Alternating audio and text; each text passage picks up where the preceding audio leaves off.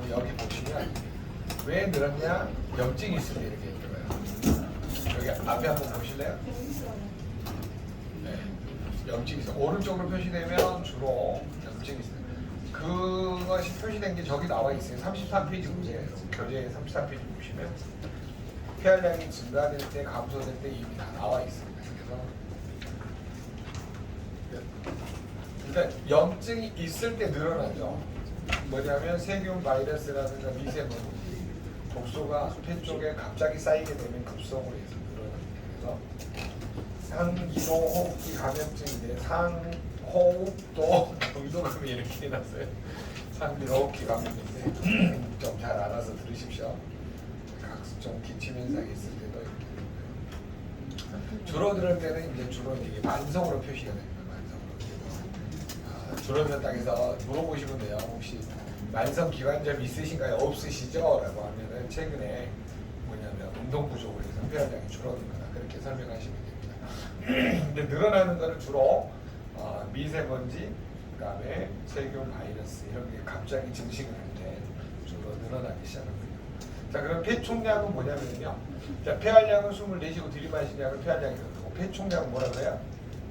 폐활량 플러스 내 몸 안에 남아있는 잔존 공기량. 폐 총량은 폐활량 플러스 잔존 공기량. 이렇게 기억을 하시면 됩니다. 폐활량 플러스 잔존 공기량. 자, 거기도 보세요.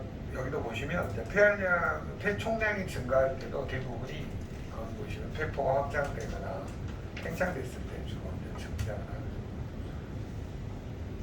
그 다음에 왼쪽으로 가면 만성이라고 항상 표시되어 있잖아요. 여기 보시면 만성 기관지염 이렇게 되어 있는데 왜 이걸 보여드리냐면 우리가 이제 폐활량, 폐총량을 설명을 못하다 보면 헷갈리니까 이거를 보시면서 설명하셔도 돼요. 여러분들이 나중에 양자 결과를 가지고 그냥 이런 증상이 없으시죠? 그러면 미세먼지 이런 것에 의해서 볼 수 있으니 지금부터 관리하고 예방하시기 바랍니다. 그렇게 해주시면 됩니다.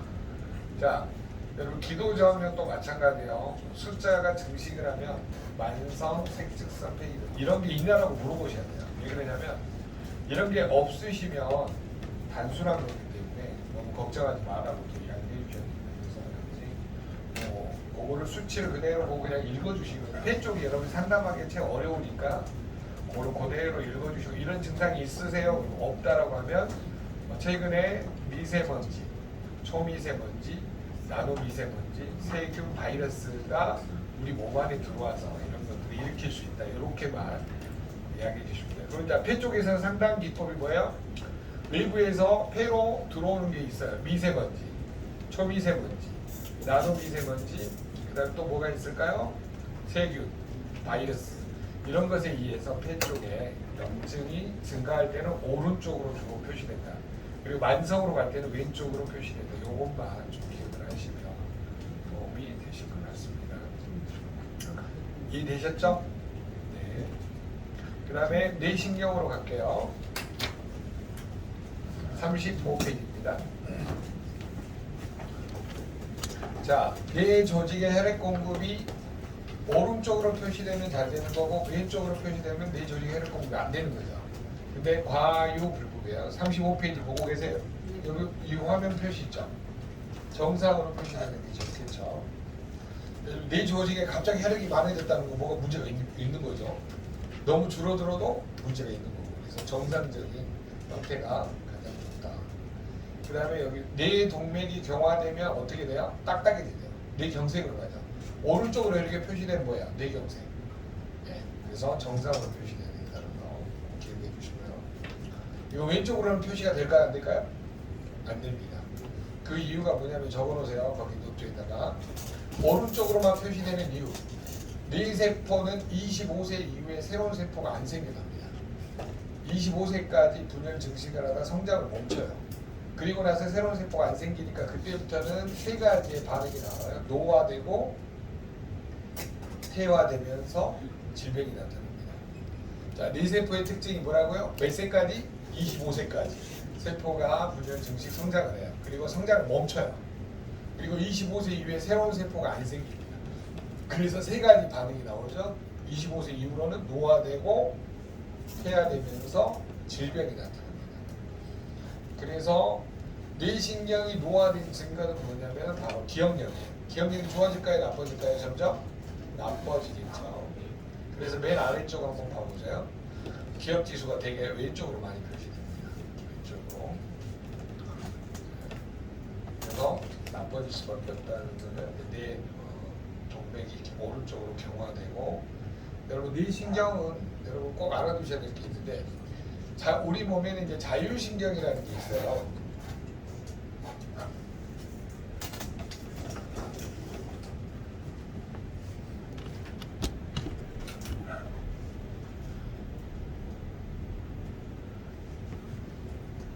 대뇌하고 소뇌 사이에 뇌줄기라고 그러거든요. 뇌줄기. 그러니까 이거를 뇌간이라고 표현을 합니다. 이 가운데 있는 건데, 여기 이제 상층부에는 뇌줄기가 어떻게 구성이 되어 있냐면요. 맛이 간내 해가지고 간내가 맨 상층부에 있어요. 그래서 외부에서 눈으로 들어오는 정보, 귀로 들어오는 정보, 그 다음에 입으로 느끼는 정보, 손으로 느끼는 정보를 받아들이는 곳이 시상이에요. 자, 그 다음에 이거를 DNA에다가 전달하는 기능을 하는 게 시상의 조건이고요. 자, 시상하고는 주로 우리 몸에서 자율, 신경계하고 내분비계를 조율을 합니다. 그러니까 시상하고에 문제가 있는 사람은 또라이가 돼요. 뭔가 알겠죠? 지 마음대로 행동을 해요. 그래서 자, 자율신경계는 두 가지로 또 나눠집니다. 하나는 교감신경, 부교감신경, 신경계라고 표현하죠.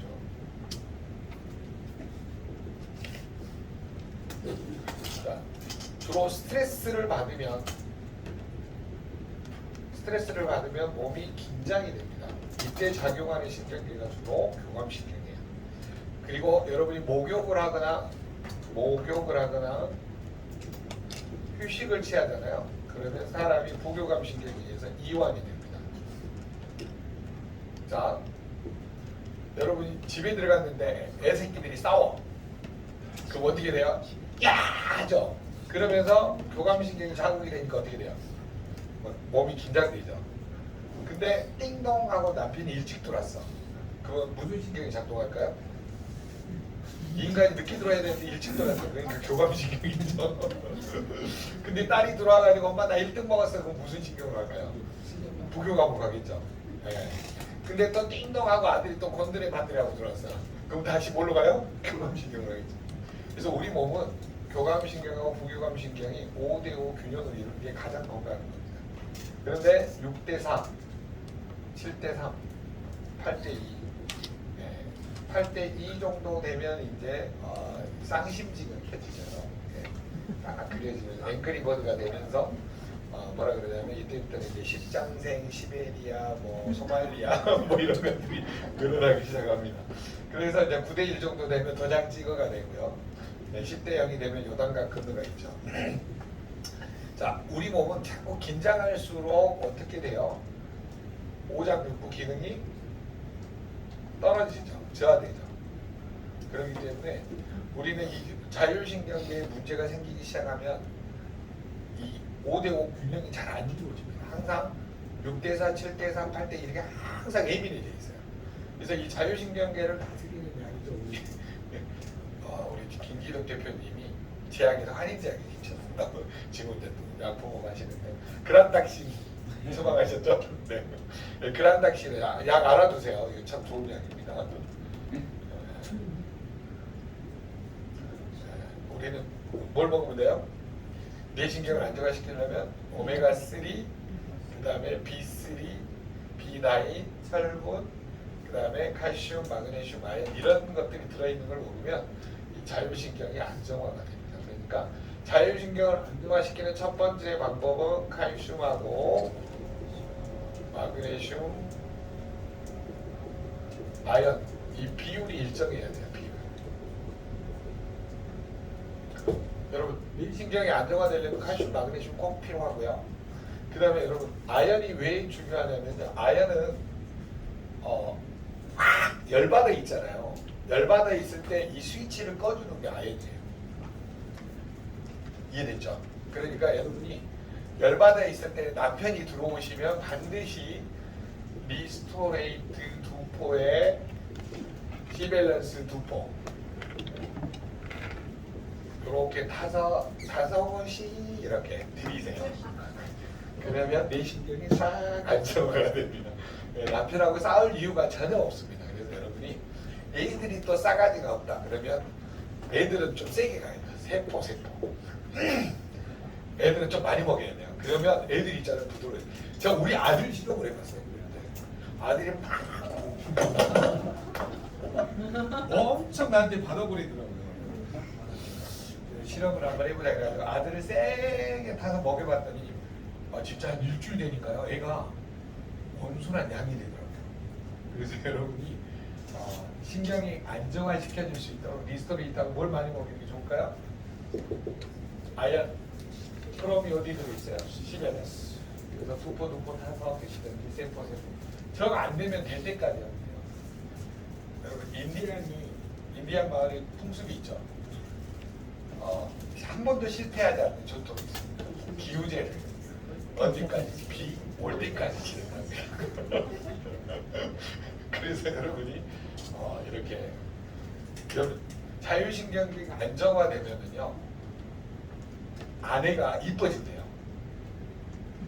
정말 남편이 볼 때 아내가 이뻐져. 50세가 넘었는데 아내가 이뻐진 건 백내장이라고 그러죠. 백내장이죠. 근데 뭐라 그러죠? 아내가 남편을 보고 50세가 됐는데도 심장이 뛰면은 부정맥이에요. 그래서 백내장하고 부정맥이 만나면 정말 오래 살 것 같아요. 50세가 넘어도 아름답게 보시려면 반드시 리스토하고 시밸런스를 많이 먹으면 내 신경이 안정돼요. 여러분 진짜 이렇게만 되면 안 싸워요. 싸울 일이 없습니다. 집에서요. 왜 싸우냐면 성질이 예민해져 있으니까 싸우는 거예요. 전부 다. 그러니까 아들이 싸가지 없이 하잖아요. 누구 책임이에요? 내 책임이에요. 부지런히 안 먹일 거예요. 부지런히 먹이면 얌전해집니다. 남편이 50이 넘으면 갱년기 장애가 와요, 안 와요? 와요. 50세부터 다 와요. 그러니까 무조건 리스토레이트 시뮬러스를 많이 드시는 게 자율신경을 안정시켜줘요. 자, 그러면 여러분 이제 호르몬계를 안정화시키려면 내분비계 호르몬이잖아요. 자, 여러분 호르몬의 전구 물질은 전부 다 뭐냐면요 단백질이에요. 그러니까 여러분 단백질을 부지런히 드셔야 됩니다. 자, 아까 여러분 배우셨죠? 자, A 신경계에서 A10 신경에서 도파민이라는 호르몬이 나온다는 거 아까 배우셨을 거예요. 자, 이 도파민이 만들어지려면은 이 도파민이 만들어지기 전에 L-도파 물질이 만들어져야 됩니다. 자, 그리고 L-도파라는 물질이 만들어지려면 뭐가 필요하냐면 티로신이라는 비필수 아미노산이 필요하고요. 그 다음에 이 티로신이 전구 물질이 뭐냐면 페닐알라닌이에요. 그래서 여러분 결국은 단백질 안 먹으면요 창조적인 일을 할 수가 없어요. 도파민이 만들어져야 창조적인 일을 하고 기쁨의 일을 하는 거거든요. 자, 그래서 여러분 도파민이 너무 과다하게 분포되면 중독으로 갑니다. 보상책에 의해서. 그래서 마약 중독, 술 중독, 게임 중독 여러 가지 중독 현상이 나타나고요. 도파민이 부족해지면 뭐가 나타나냐면 이제 파킨슨. 손이 팍 떨면서 뭐라 그러죠? 흑색 뭐라 그러죠? 그 흑질이라고 그러죠. 거기가 이제 도파민 생성이 안 되면서 이제 나타나는 현상이 파킨슨입니다. 그러니까 결론은 뭐냐면 이 도파민이 잘 분비되도록 해주려면 단백질이 1번이에요. 페닐알라닌. 이게 어디 들어있어요? 웨이하고 프로쉐이프에 들어있습니다. 그러니까 부지런히 드셔야 되고요. 자, 페닐알라닌이 티로신으로 바뀔 때 이게 물질이 바뀌었잖아요. 물질이 바뀌는 거를 대사라 그래요. 교대하는 일, 교대하다 할 때 대자, 일사자, 교대하는 일이 벌어졌을 때 이때 자, 관여하는 1번이 뭐냐면 비타민 B3, B9, 철이 필요. 애 오실 때는 3구철C라고 해보세요. 비타민 B3. 그러니까 여러분 B3가 부족하면 우울증에 걸릴 수밖에 없어요. 그 다음에 티로신에서 L-도파로 바뀌려고 할 때 요때 필요한 물질이 뭐냐면은 바로 B6입니다. 그래서 여러분이 B6가 결론은 369예요. 369철이거든요. 그러면 L-도파에서 도파민으로 바뀌려고 하는데 요때 필요한 물질이 뭐냐면 비타민 B3 우리가 필요해요. 그래서 우리 몸에는 항상 비타민, 미네랄이 부족하면 자, 페니랄라닌 단백질이죠. B3 뭐예요? 비타민이죠. 철 뭐예요? 미네랄이죠. 자, 우리 몸에 호르몬이 정상적으로 만들어지려면 3박자가 맞아야 되겠죠. 단백질, 비타민, 미네랄이 있어야 호르몬이 만들어요. 이해되셨어요? 단백질, 비타민, 미네랄이 있어야 뭐가 만들어진다고요? 호르몬이 만들어요. 그래서 이건 도파민은 호르몬이라고도 하는데 정확한 거는 이제 뇌에서 만들어진 뇌신경 전달 물질이라고 표현합니다. 자, 우리 몸에서 이제 가장 중요한 역할을 하는 이 신경계, A 신경계, B 신경계, C 신경계가 있는데 이 시상하부에서 만들어지는 신경 전달 물질이 A 신경계에서 만들어지는 게 뭐냐면 바로 도파민이에요. 도파민이 과다로 가면 중독, 부족하면 파킨슨. 이 정도는 외우셔야 되고요. 그 다음에 이 시상하부의 B 신경계에서 만들어지는 호르몬이 자, 여기서 만들어진 호르몬은 세로토닌입니다. 자, 비신경에서 만드는 호르몬에서 제일 중요한 역할을 하는 게 이 세로토닌이 만들어지려면요 뭐가 필요하냐면 요거는 별도로 여기다가 다시 한번 정리를 할게요.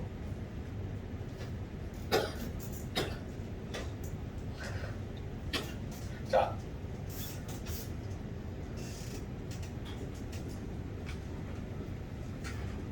세로토닌은 무슨 호르몬이냐면 행복 호르몬입니다. 행복 호르몬.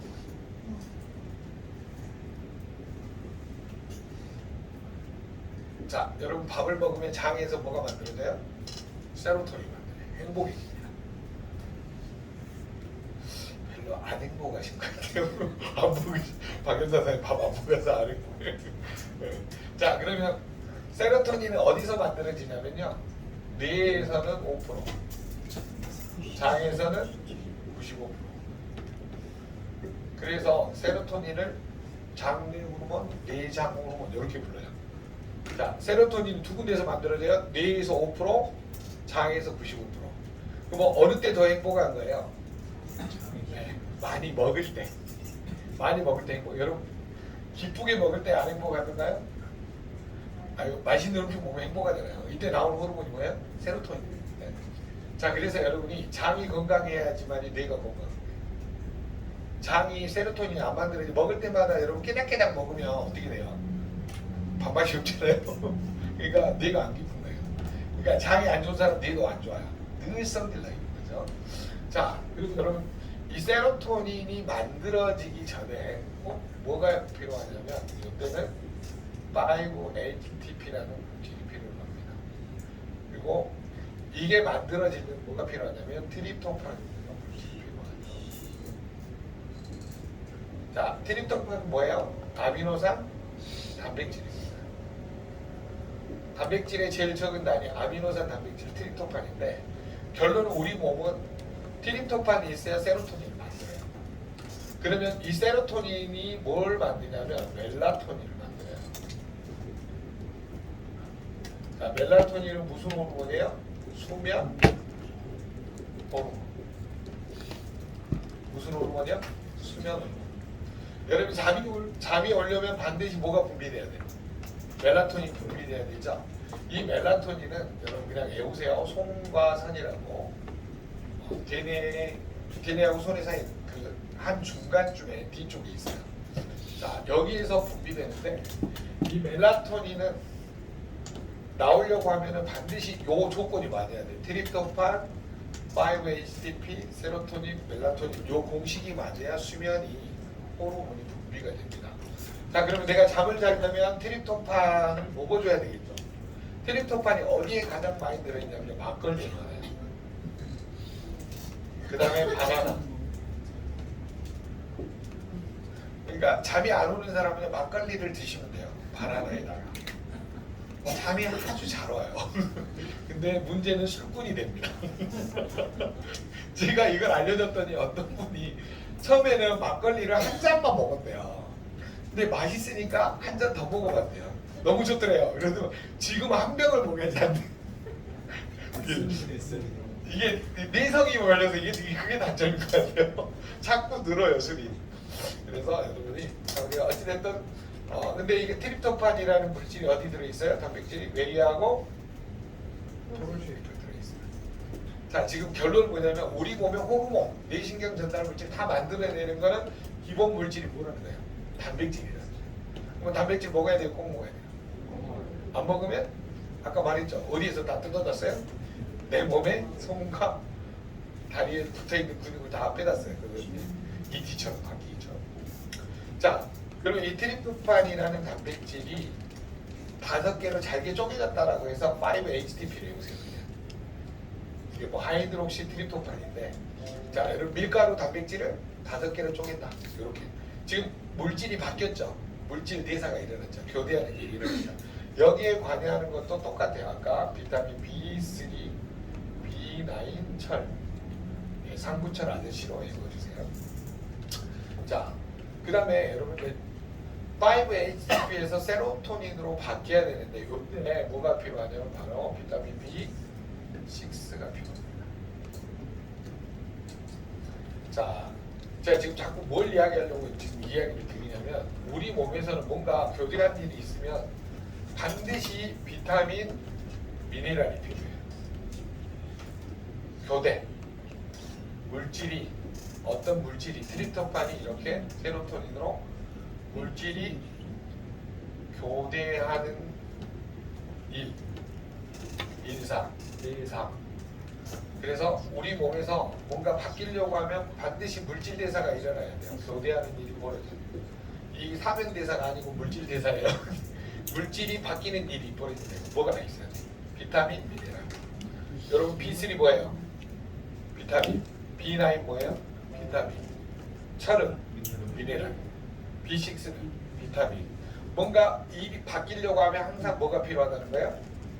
비타민과 미네랄이 필요하다. 그럼 호르몬이 만들어지려면 반드시 뭐가 필요해요? 단백질이 필요하다. 단백질, 비타민, 미네랄이 없으면 우리 몸에서는 안 만들어진다는 거죠.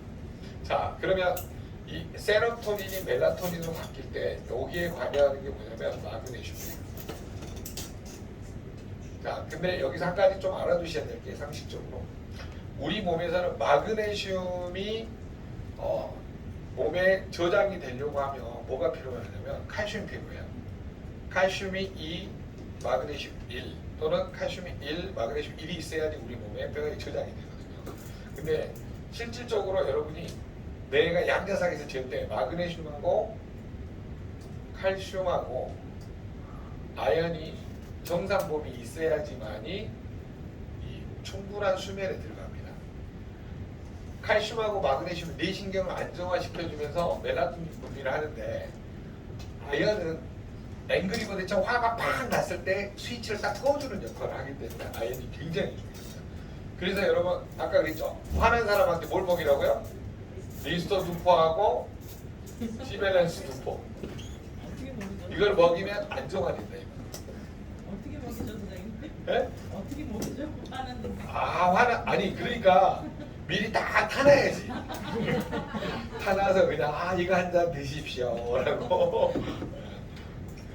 안 먹으면 엎어버리고 곤란하니까요.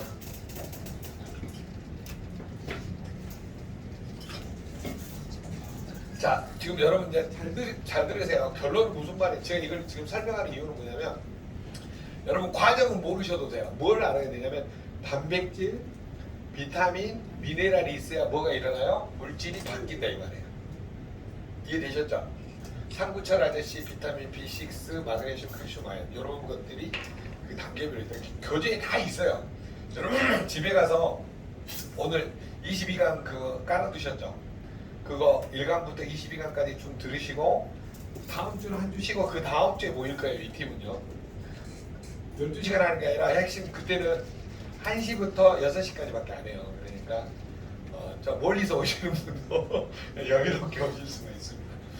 자, 그래서 도파민하고 세로토닌이 만들어지려면 반드시 뭐가 필요하다? 단백질과 비타민, 미네랄이 필요합니다. 예. 그러면 여러분 세로토닌이 과다하게 만들어지면 뭐가 돼요? 미친 거죠. 헬레레하게 다니거든. 여러분 세로토닌도 너무 많이 나오면 미쳐요 사람이. 동네 가면 옛날에 여기에 꽃 달고 이렇게 달리는 아가씨들이 한 분씩 있었어요. 안녕하세요 이렇게 다니시는 분들. 자, 세로토닌 줄어들면 뭐로 가나요? 우울증으로 가죠. 자, 여러분 잘 보세요. 이 정서지수가 오른쪽으로 가잖아요. 그러면 오늘은 맑았다 내일은 흐렸다 조울증이에요. 왼쪽으로 가면 우울증이에요. 이거는 상식적으로 알아두시고. 자, 그래서 이 두 가지를 조율해주는 게 시신경계에서 뭐가 만들어지냐면 우리 말 안 되면 집에 가봐라 그러죠. 얘도 이름이 가봐예요. GABA 감마 아미노 부유릭 액시드가 만들어지는데 이 두 신경계를 적절하게 조율해주는 물질이 바로 가바에서 나오게 됩니다. 자, 여러분 모르셔도 되는데 이거 한 가지만 기억하세요. 도파민이 많이 만들어지면 뭘로 가요? 중독. 적게 만들어지면 뭘로 가요?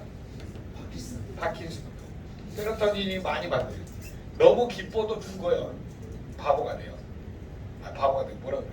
너무 많이 이게 너무 약간 맛이 간다 그래서 네. 세로토닌이 너무 안 나오면 뭘로 가요? 우울증으로 가요. 네.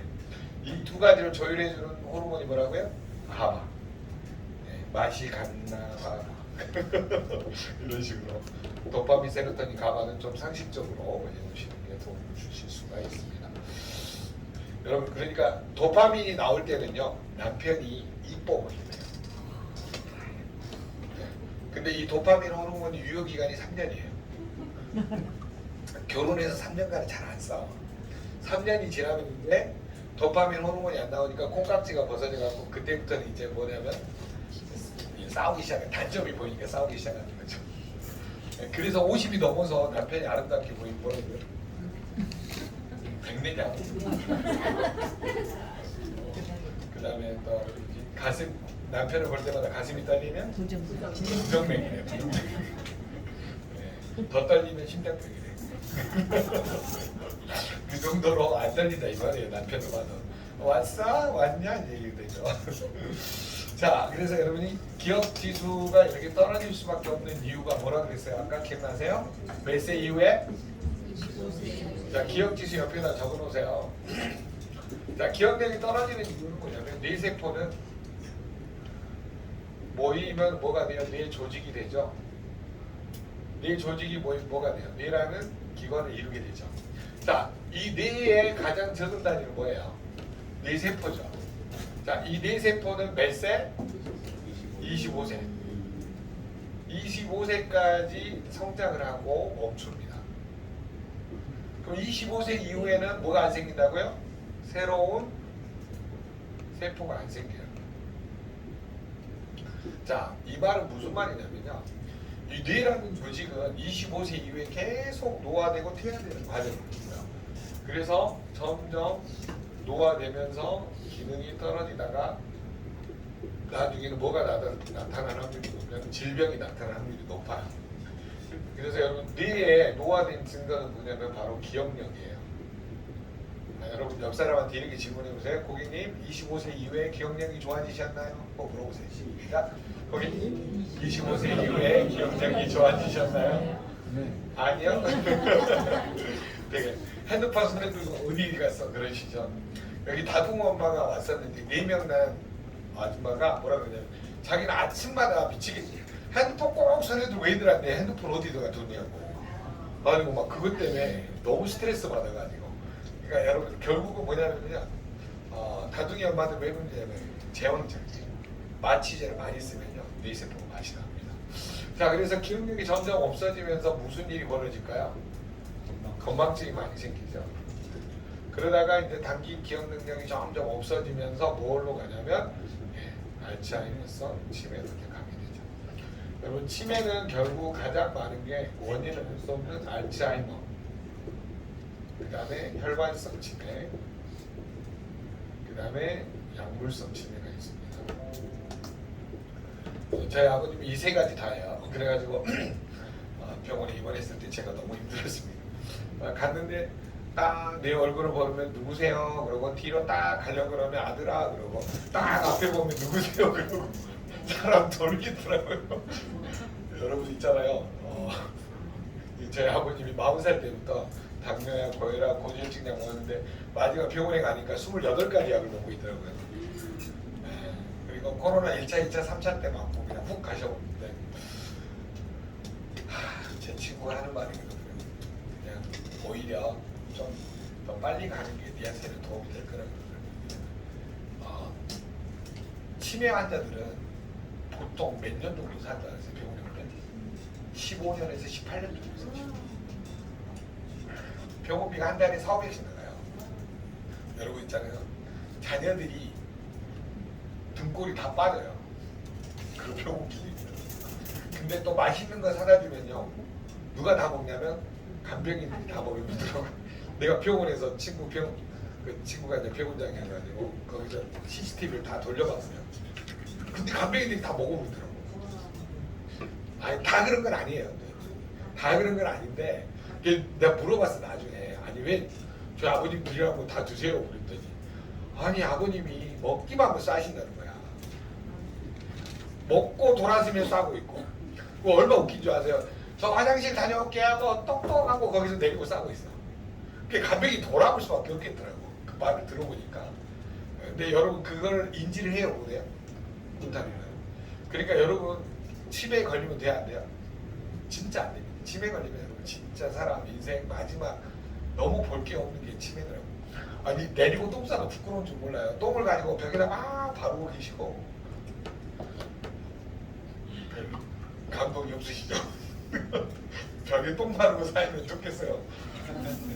인생이 진짜 불쌍하더라니까요. 저희 아버님 보면서. 그래서 여러분들도 진짜 이 뇌건강 관리를 잘 하시길 필요해요.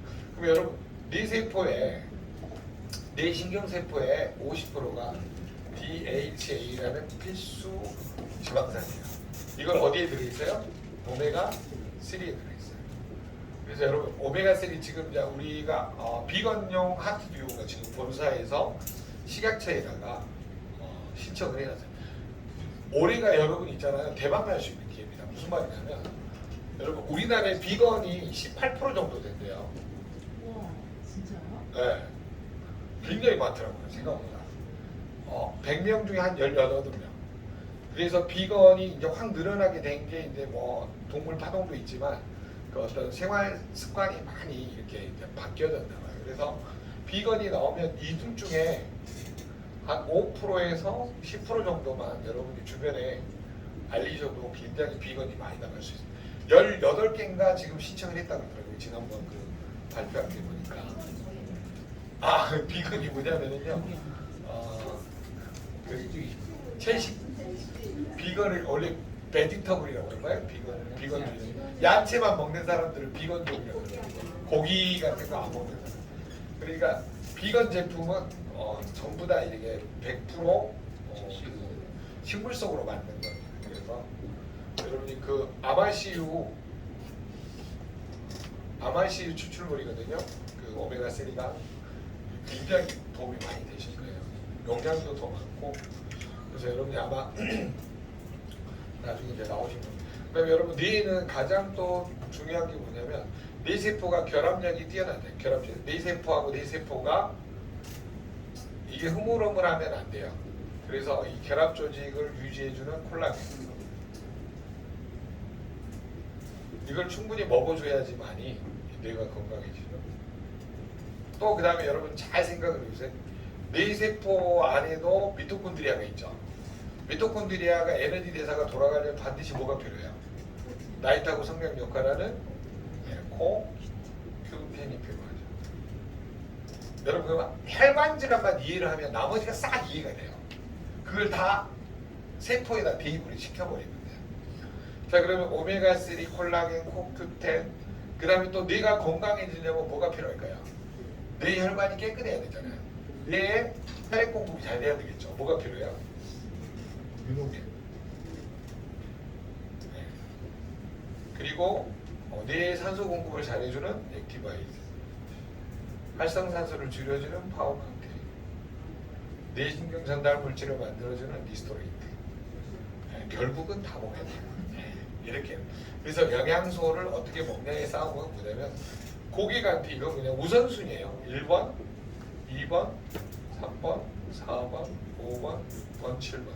그러니까 내가 공부를 하면 할수록 영양소를 충분히 먹고 건강해지는 게 좋지. 집에다가 황금송아지 여러 마리 사놨다가 나중에 병원에 가서 호수줄 꺾고 18년씩 사는 것보다는 여러분이 전부 다 약관 대출 받아가지고 내 몸에다 다 투자하고 죽는 게 지금 훨씬 낫습니다. 아셨죠? 절대 보험은 그대로 두시면 안 돼요. 약관 대출 받으더라도 내 몸에 투자를 하시는 게 가장 좋습니다. 그래서 여러분이 가장 위험한 게 뭐냐면은 뇌세포의 문제는 결국은 뭘로 간다? 치매로 간다. 그래서 고객하고 상담할 때 원칙 몇 세 이후에? 자, 여기에서 딱 한 가지 말해야 될 게 25세 이후에 새로운 세포가 안 생겨요. 그러니까 노화되니까 어떻게 기억력이 점점 떨어진다. 건망증으로 갔다 나중에 치매가 올 수 있다. 그럼 치매를 고객한테 알려줄 때 뭘 알려줘야 돼요? 몇 년 정도 산다고 입원하시면 12년에서 18년 정도 살아요. 그럼 병원비 때문에 간다는 거예요. 그래서 지금부터 관리하고 예방하십시오. 하는 거예요. 여러분 식품 사업은요 알면 더 잘할 수밖에 없어요. 왜 그러냐면 이게 내가 깨달아지면 내 몸에 투자할 수밖에 없거든요. 그렇기 때문에 여러분이 어떤 방식으로 고객을 설득할 것인지 항상 아이템을 머릿속에다 잡아두시고 그거를 고객한테 설득하는 포인트들을 정확하게 알려주세요. 요거 어떻게 식품 구조하는지 아시겠죠? 네. 이거 하나만 하셔도 돼요. 전 제품 다 먹어요. 전 제품 다 드셔도 돼요. 저거 하나만 이해시키셔도. 자, 그래서 여러분 공부를 하실 때는 일단 저렇게 공부를 하시고요. 그 다음에 38페이지로 가보실래요?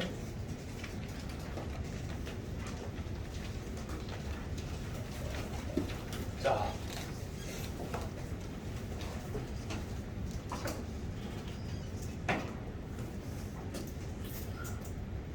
여러분 그 말 그대로 해서 그래요. 요추, 섬유, 배양도.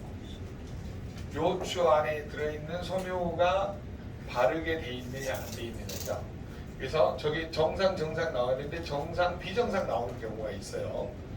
그런 경우는 이제 요추에 문제가 생긴 겁니다. 그다음에 어깨 근육 접합도나 0.2보다 적어야 돼요. 그러니까 0.1 또는 0.12, 13 이런 거는 정상이고요. 더 높아지면 어깨 근육이 더 굳어지게 됩니다. 그다음에 사지 순환 한계성이 이게 뭐냐면 여러 개가 늘어나면 더 문제가 있다는 소리예요. 이해되세요? 자, 뒤쪽에 가보세요. 40페이지. 모든 건 답은 뒤에 다 있습니다. 읽어봐도 잘 모르는 경우가 있거든요. 자, 같이 읽어볼까요? 사지 혈액순환 상태를 나타내며 40페이지 있습니다. 3번 시작. 사지 혈액순환 상태를 나타내며 내부적 요소의 영향을 받아 발생한 조조 강직 현상, 즉 신체가 아침에 굳어지는 현상, 그 다음에 강직성 척추염 혹은 활동 한계도는 보통 플러스가 생기는 상태가 가장 심각하다. 수가 적을수록 질병 인자가 체내해진다. 네, 그렇게 그냥 읽어주셔도 되고 이거 많을수록 문제가 있다라고 설명하셔도 됩니다. 인체 노후도 한번 읽어볼까요? 시작. 언급한 4개 지표를 통해 나타난 종합 참고 자료로서 그 결과는 보통 10%에서 40%다. 수치가 클수록 신체의 역행성 병리 변화 발생 가능성 혹은 노화 정도, 거기다 밑줄을 그려주세요. 노화 정도가 높고 적을수록 체질 면역력이 강하다. 그러니까 40에 가까울수록 보통 28 정도 넘어가면 28, 30 넘어가시면은 노화가 뭔가 더 빨리 올 확률이 높고 그다음 면역력이 떨어져 있다 이렇게 보시면 될 것 같습니다. 한국말이 이해되시죠? 예. 뼈질환 이해되시죠? 김경욱 사장님 이해되세요? 지금 어디 보고 있어? 40페이지.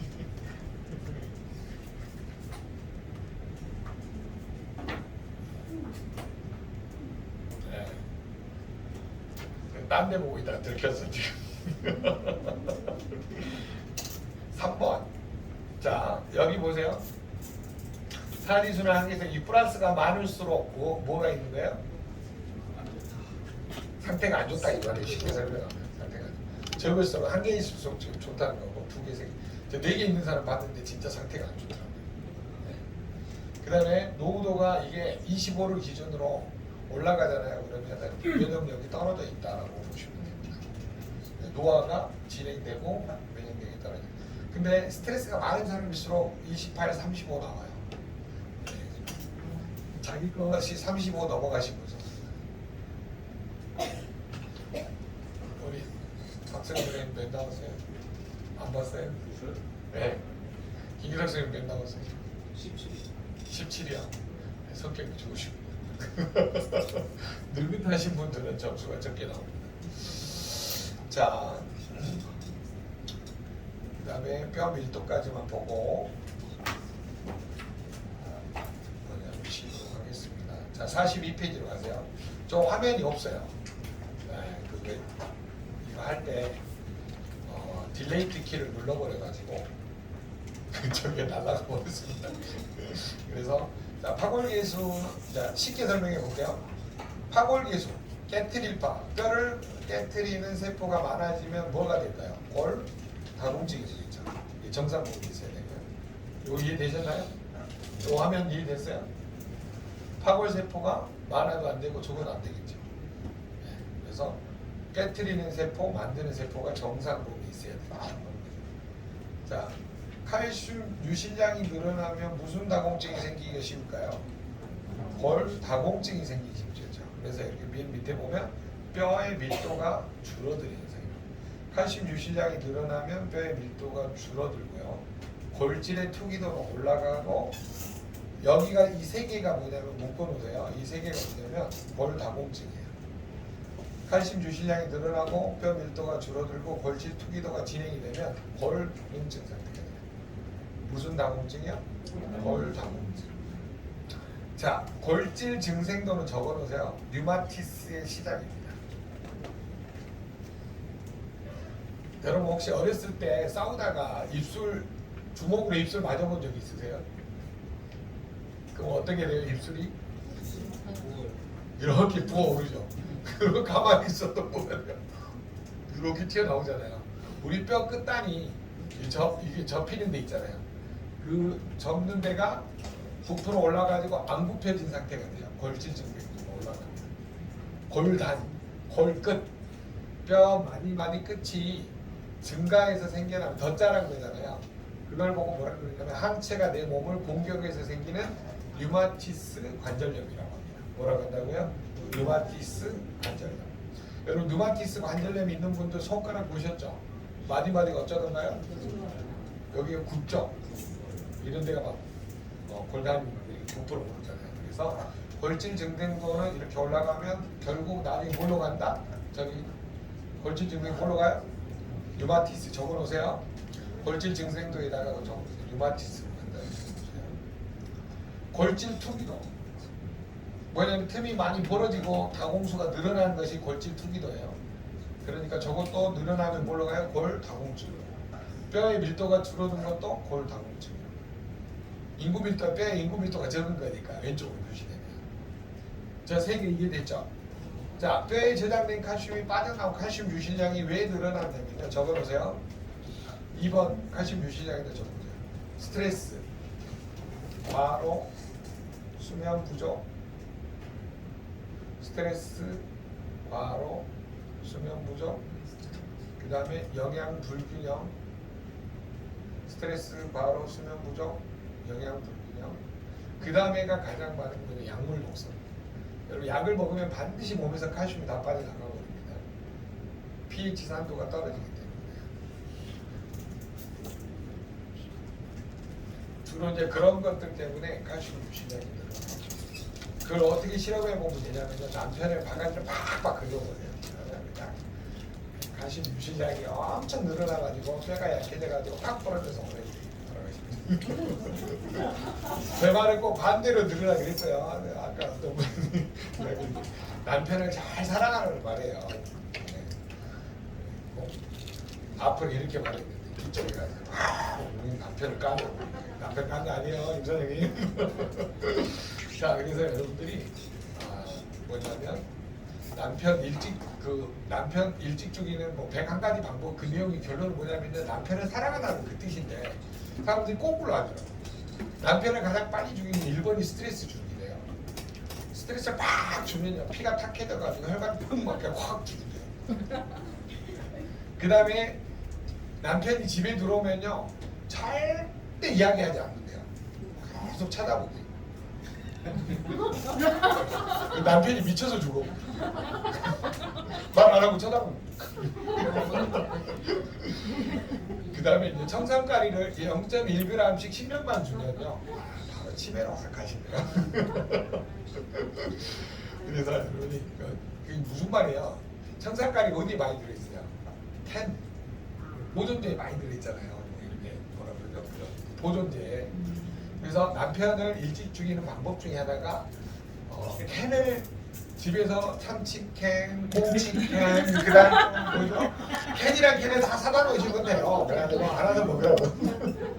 그럼 일찍 돌아가요. 10년 안에 당뇨 치매 와서 돌아갈 확률이 높답니다. 그러지 말란 소리예요. 아셨죠? 자, 칼슘 유실량 늘어나는 원인 말해보세요. 스트레스, 바로 수면 부족, 영양 불균형. 아까 그런 게 영양 불균형이겠죠. 네, 그 다음에 약물 독성. 약물을 계속적으로 먹으신 분들은 pH 상승, 뼈에서 칼슘 유실량이 엄청 늘어납니다. 그래서 뼈가 구멍이 송송송송 뚫리고요. 빠져나온 칼슘이 혈관 벽에 달라붙으니까 뭘로 가요? 뭘로 가요? 동맥 들어가는 겁니다. 자, 그러면 여러분 여기에서 이제 한 가지 정확하게 알아두셔야 될 게 있는데 우리 몸의 수소 이온 농도를 폐하 7.4라고 규정을 하고 과학에서 퍼센트 하이드로젠 7.4라고 표현합니다.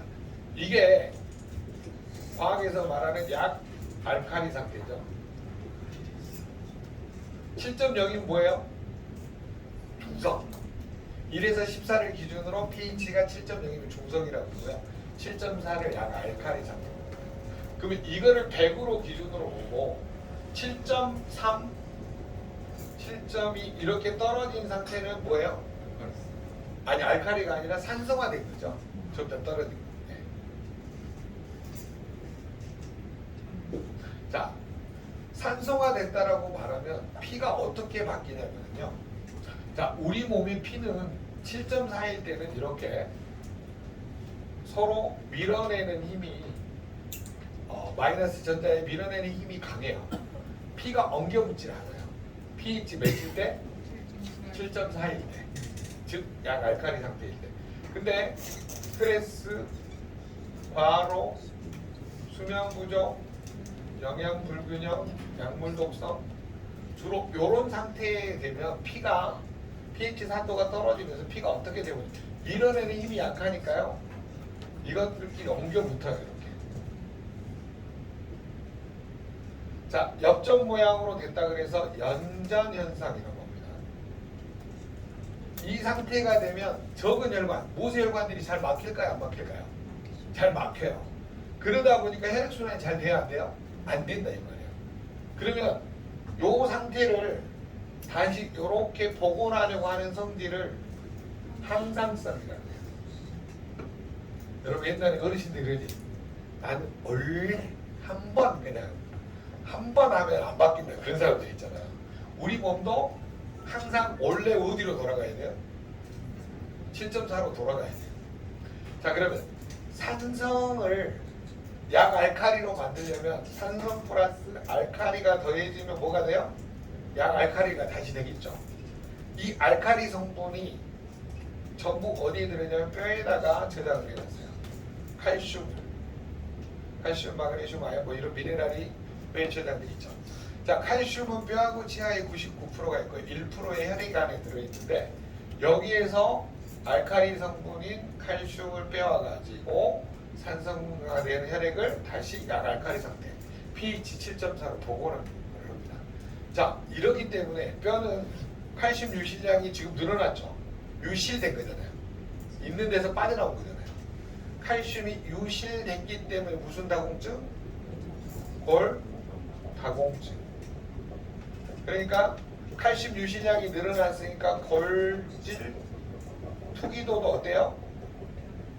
예, 늘어났죠. 골질 투기도도 이렇게 오른쪽으로 늘어났잖아요. 그러면 뼈의 밀도는 늘어나요, 줄어들어요? 뼈 밀도는 마이너스 1, 마이너스 2, 마이너스 3 오히려 왼쪽으로 이렇게 갑니다. 그래서 여러분이 칼슘 유실량이 오른쪽으로 플러스 1, 플러스 2, 플러스 3 이렇게 늘어난 사람은 골질 투기도도 늘어나고 뼈 밀도는 줄어들어요. 이 상태가 된다는 겁니다. 그러니까 여러분이 요거를 항상성을 복원하려면 뭘 많이 드셔야 돼요? 칼슘. 어디에 들어있어요? 리스토레이트. 그래서 리스토레이트를 충분히 드시는 게 좋습니다. 근데 여러분 리스토를 드시면서 반드시 C밸런스를 같이 드시는 게 훨씬 더 빨라요. 그러냐면 아연이 어디에 더 많이 들어있냐면 C밸런스에 더 많이 들어있어요. 그래서 뇌 스트레스를 확 줄여줍니다. 그래서 여러분이 스트레스 받을 때는요 조용히 타놓고 나오셔야 돼요. 싸우시면 안 돼요. 성질이 확 줄어들면 가서 그때 이렇게 하셔야 돼요. 절대 남편한테 대들지 마시고 네, 딱 타들이시고 거기다 꿀물도 살짝 타가지고 네, 달짝지근하게 먹을 수 있게끔. 자, 그러면 결국 우리 몸의 항상성을 유지하려면 반드시 뭐가 필요해요? 칼슘. 이해되셨죠? 그래서 여러분이 이런 건강한 피를 갖기 위해서는 뭐냐면 좋은 칼슘을 리스토레이트를 충분히 먹는 게 좋아요. 그러면 저녁에만 먹는 게 좋을까요? 아침, 점심, 저녁에 시식때 때 먹는 게 좋을까요? 시식때 때로 드세요. 그래야 피가 깨끗해져요. 그래서 여기 공부하러 오신 분 중에 바우수님이라고 계시는데 하루에 자기는 30포까지 먹어봤대요. 네, 있습니다. 저기 우리 여기 오이스 박사님이 증인이신데, 네. 뭐 설사하고 난리 났죠. 방구가 뿡뿡뿡 설사가 쭉쭉쭉 막 몸에서 온갖 냄새가 다 나고 머리카락에서 비듬 떨어지고 난리가 나셨대요. 네. 근데 이제 그렇게 먹게 된 게 본인이 미용이세요. 이렇게 해요. 하는 미용인데 온갖 화학 염색 이런 게 독이 많아가지고 그거를 밀어내기 위해서 많이 먹어봐요.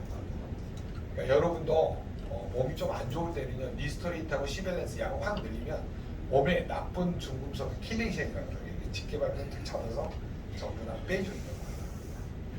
그래서 뼈를 건강하게 하려면 리스토레이트, C밸런스, 웨이, 콜라겐 이런 거 많이 드시면 도움을 주실 수가 있습니다. 이해되셨죠? 핵심은 뭐예요? 결국은 칼슘, 리스토레이트, C밸런스.